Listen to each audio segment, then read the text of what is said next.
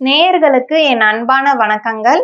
நான் உங்கள் அட்சய லக்ன பத்ததி ஜோதிடர் மோனிகா ராஜ்கமல், சேலம் மாவட்டத்தில் இருந்து. இந்த வீடியோ பதிவுல நம்ம பார்க்க இருக்கிற நட்சத்திரமானது பூச நட்சத்திரம். பொதுவாவே இந்த பூச நட்சத்திரம்னு சொல்லக்கூடியவர்கள் கிட்ட ஏதோ ஒரு காரியத்தை கொடுத்தீங்கன்னா அதை எந்த வகையில சுலபமா முடிக்க முடியும் அப்படிங்கிறத சிந்தித்து சுலபமாவே முடிச்சு கொடுத்துருவாங்கன்னு அவங்க பூச நட்சத்திரக்காரர்கள்னு சொல்லலாம். சோ இந்த பூச நட்சத்திரத்திற்குரிய தொழில்கள் ஆகட்டும், பரிகார ஸ்தலம் ஆகட்டும், வணங்க வேண்டிய தெய்வம், தானம் செய்யக்கூடிய பொருள், சோ இந்த விஷயங்களை தான் இந்த வீடியோ பதிவுல நம்ம பார்க்க இருக்கிறோம். உங்களுடைய அட்சய லக்ன பத்ததி, அதாவது அடுத்து சந்திரன் என்ற இடத்துல பூச நட்சத்திரம் இருந்தாலோ, அடுத்து ஏல்பி லக்னத்துல இருந்து 10ஆம் இடம் என்று சொல்லக்கூடிய தொழில் ஸ்தானத்துல உங்களுக்கு பூச நட்சத்திரம் இருந்தாலோ, நான் சொல்லக்கூடிய தொழில்கள் அனைத்துமே உங்களுக்கு பொருத்தமானவை.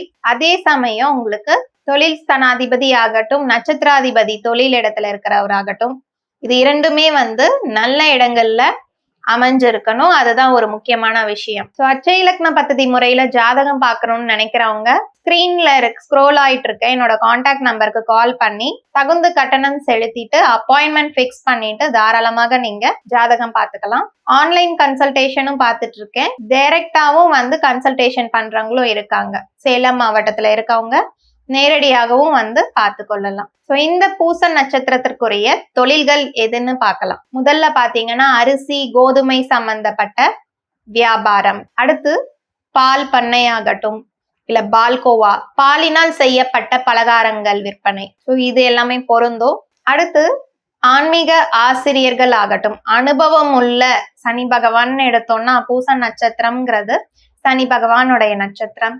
சோ சனினாவே சனி பகவான் சொல்லக்கூடியவர் அனுபவம் உள்ளன்னு ஒரு வார்த்தை சொல்லுவோம், அனுபவம்ன்றது. சோ இந்த சனி பகவான் தொழில் ஸ்தானத்துல இருந்தால் நீங்க இந்த இரும்பு சம்பந்தப்பட்ட வியாபாரம் செய்யலாம், இல்ல பழைய இரும்பு அது சம்பந்தப்பட்ட வியாபாரமும் நீங்க செய்யலாம். சோ பாரம்பரிய பொருட்கள் உற்பத்தி செய்யறதாகட்டும், விற்பனை செய்யறதாகட்டும், இது எல்லாமே இதுல அடங்கும். அடுத்து பாத்தீங்கன்னா வக்கீல் துறை, அரசியல், ஆசிரியர்கள், இதுவுமே இதுல அடங்குது. அறுவை சிகிச்சை மருத்துவர், குழந்தை நல மருத்துவரும் இதுல வருது. ரியல் எஸ்டேட் ஏஜென்ட்டும் இதுல இருக்கு. சோ இந்த பூச நட்சத்திரத்துக்குரிய தொழில்கள் எல்லாம் பார்த்தோம். இப்ப அடுத்து நம்ம பார்க்க இருக்கிறது முக்கியமான ஒரு பரிகார ஸ்தலம் தான் பார்க்க போறோம். அட்சயபுரீஸ்வரர் கோவில் சன்னதிங்கிறது தஞ்சாவூர் மாவட்டத்துல இருக்கு. கண்டிப்பா பூச நட்சத்திரத்துல இந்த ஆலயத்துக்கு போயிட்டு வாங்க.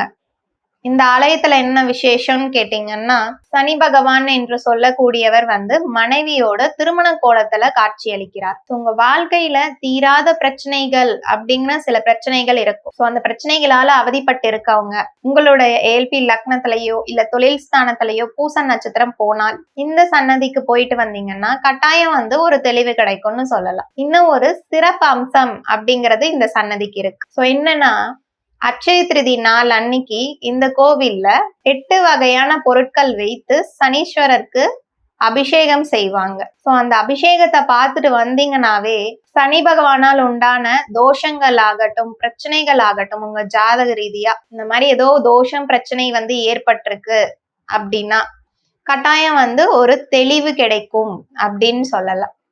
கண்டிப்பா இந்த ஆலயத்துக்கு போயிட்டு வாங்க. அடுத்து நீங்க வழிபாடு செய்யக்கூடிய தெய்வம்னு எடுத்தோம்னா சனிக்கிழமை தோறும் நவகிரகத்தை கட்டாயம் வழிபாடு செய்யணும். சோ வாரம் சனிக்கிழமையில மட்டும் போய் வணங்கிட்டு வாங்க.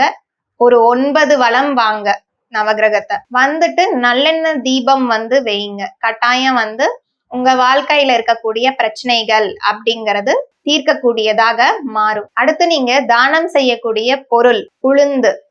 சோ உளுந்து தானம் அப்படிங்கிறது இல்லாதவங்களுக்கு தானமா கொடுங்க. அதே சமயம் முதியவர்கள், இந்த 40 வயசுக்கு மேல இருக்கவங்களாகட்டும், 60 வயசுக்கு மேல இருக்கவங்களுக்கு தானமா கொடுங்க. கண்டிப்பா உங்களுக்கு பிரச்சனைகள் அப்படிங்கிறது தீரும். நன்றி, வணக்கம்.